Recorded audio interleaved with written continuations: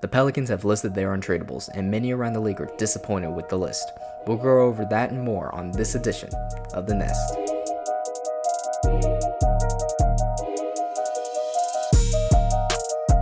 Hello everybody, welcome back to The Nest Star XP. My name is Robin, welcome back.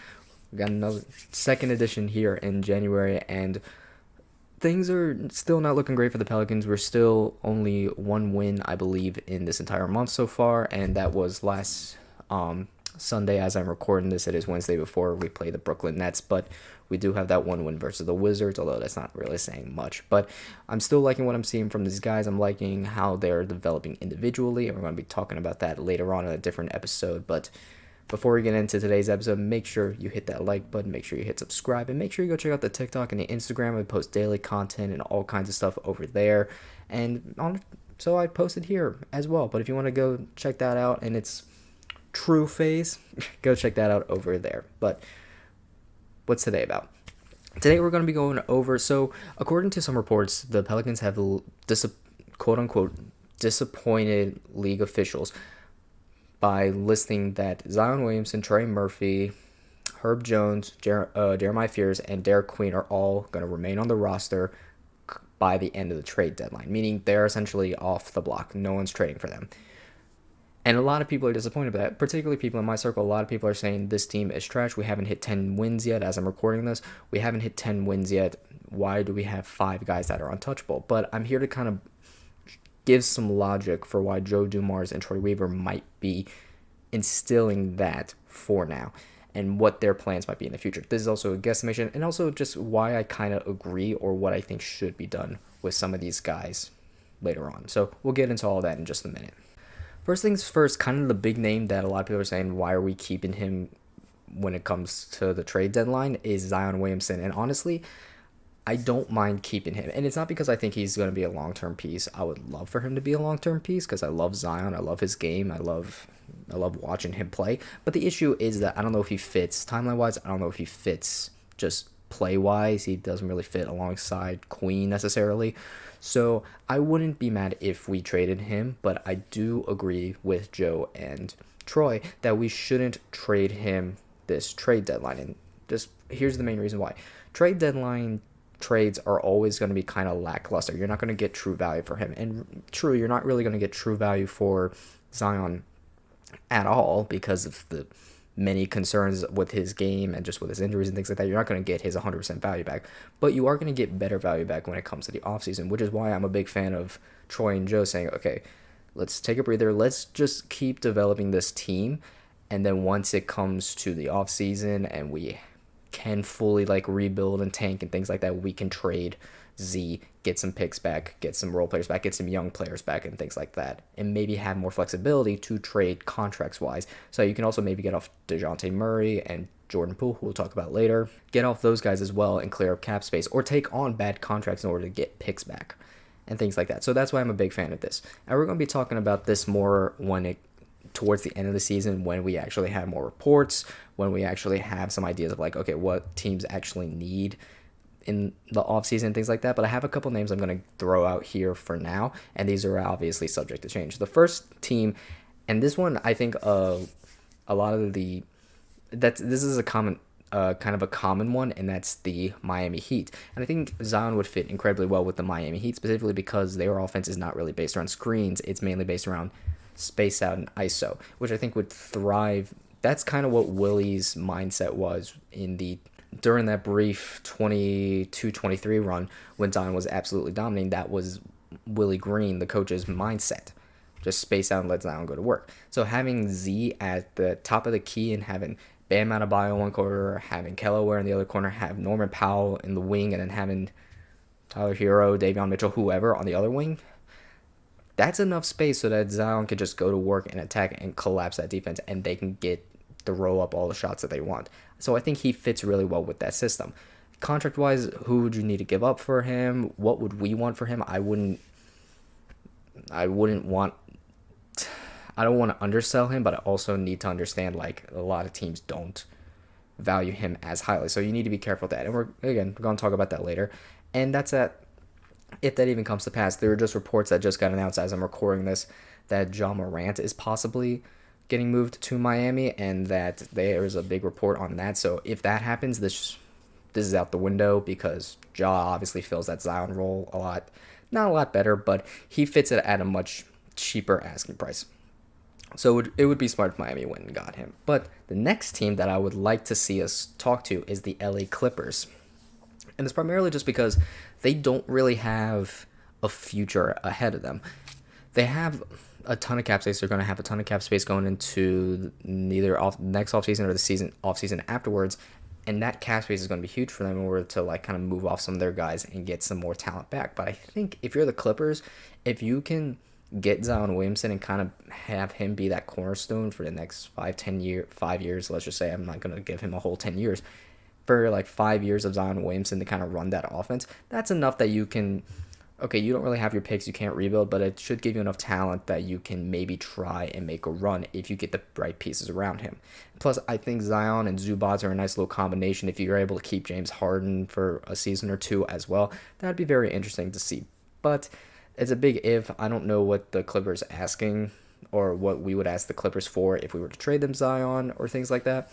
But it'd be a very interesting trade, and I think that'd be a team to look at.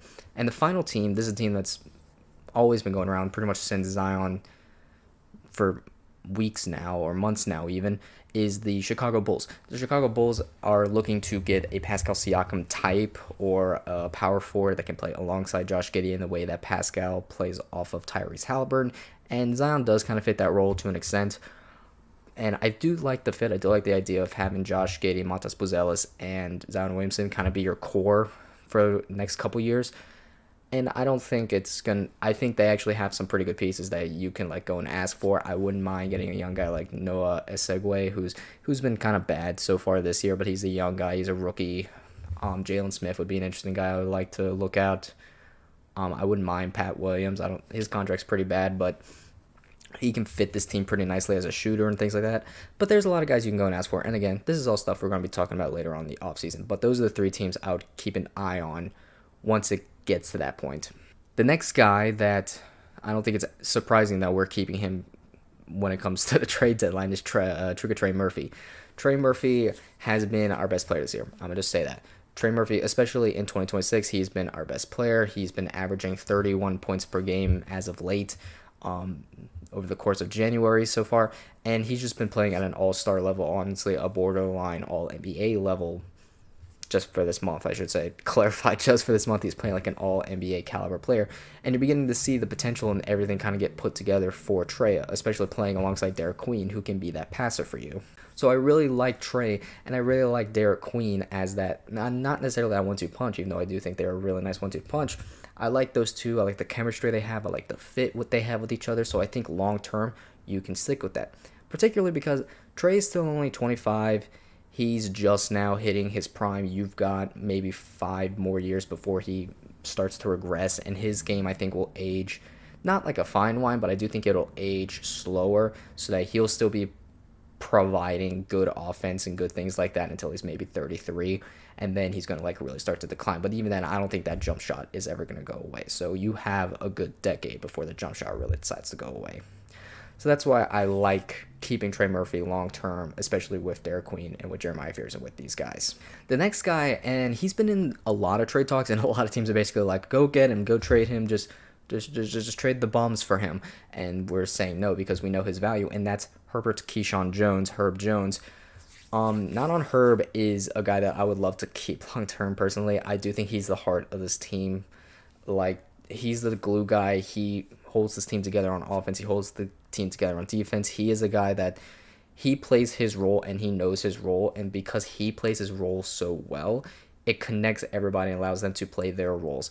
Because he's not like a passer, like a playmaker, but he's a guy that makes the pass so that the ball doesn't stop.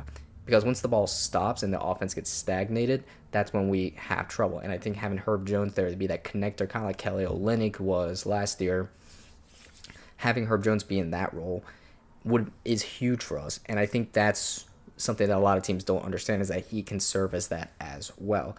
And that's why we value him so highly. And I do agree that we shouldn't trade him at the very least this trade deadline. We should wait until the offseason at the very least if we trade him at all. because I wouldn't mind keeping him long term. But again, maximize value and things like that. I wouldn't mind getting off him if you can get good value back for him, but don't undersell him. Obviously, would love a young player back, would love picks back, but also be careful. You're not asking for like 4 first-round picks or something like that just for Herb Jones. No, you got to be smart about it. Ask for a pick, a protected pick, and a young player, 2 mediocre picks and a young player, something like that, and just keep that in mind when it comes to Herb Jones. And then the last 2 are kind of obviously we're not trading them, and that's Jeremiah Fears and Derek Queen, the 2 rookies, the 2 players that are probably going to be all-rookie first team and then all-rookie second team. Maybe. I actually don't know. I need to look back at the Rookie of the Year race. Jeremiah might be just off those top 10. I wouldn't expect. Actually, no. He should be top 10 in Rookie of the Year race just by stats alone. So yeah, he should be fine. He should be an all-rookie second team member. But Derek Queen definitely is. And those two are your future. Those 2 are your future. You need to keep those long term. I think that's obvious. I don't think anyone around the league is saying, "Oh, that's surprising." I'm surprised not trading Jeremiah Fears and Derek Queen. Nope. There's no surprise there. We've been saying this for months now. Pelicans are basically saying, "Don't even ask." Since like December, they were telling teams, "Don't even ask," and I agree with that.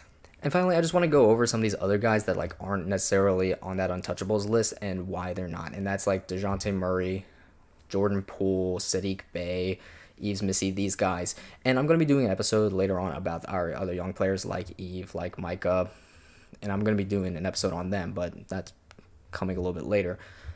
But talking about DeJounte Murray, I already talked about. I think he's a key that like needs to be let go. I've brought up trades for him, getting him for Kyle Kuzma and A.J. Johnson, getting Kristaps Porzingis for him and things like that. There's a ton of options with it. I think a lot of teams are maybe looking to get him.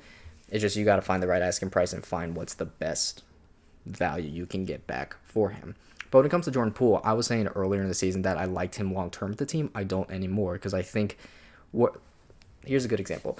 Where Herb is a connector on offense and he keeps the ball moving, Jordan Poole is the exact opposite. He stops the ball from moving and he's an anti-connector.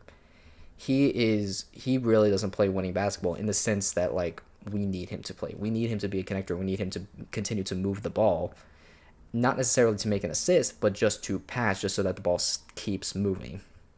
And that's what a lot of these guys need to understand, but that's what Jordan Poole needs to understand specifically if he wants to stay with this team long term, which I don't think he will.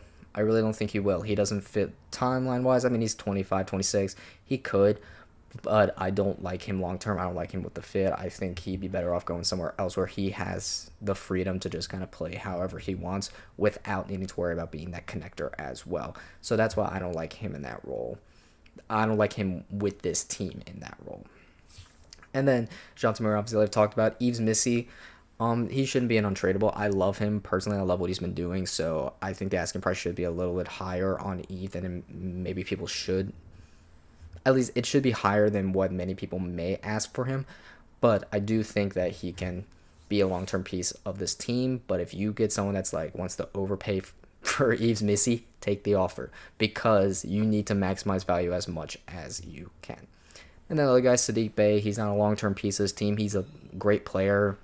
I love him, but he's 26. He's on the older side. You can maximize your value. You can get you can get like a young player and maybe a pick back for Saddiq Bey because he's on a really nice contract. Flip him, maximize value, and just continue to push for the future. And then there's other guys like Jordan Hawkins. He's kind of a negative asset. No one really wants him at the moment. Jose Alvarado. Kind of in that same situation to Saddiq Bey. He's the heart of New Orleans and of the New Orleans Pelicans. But at the same time, you got to maximize value. He's on the older side of 25 and 26. Just be very cautious what you accept for Jose Alvarado. And as long as it's a good offer, I'll be happy with it. But there's a lot of teams that have been interested in Jose.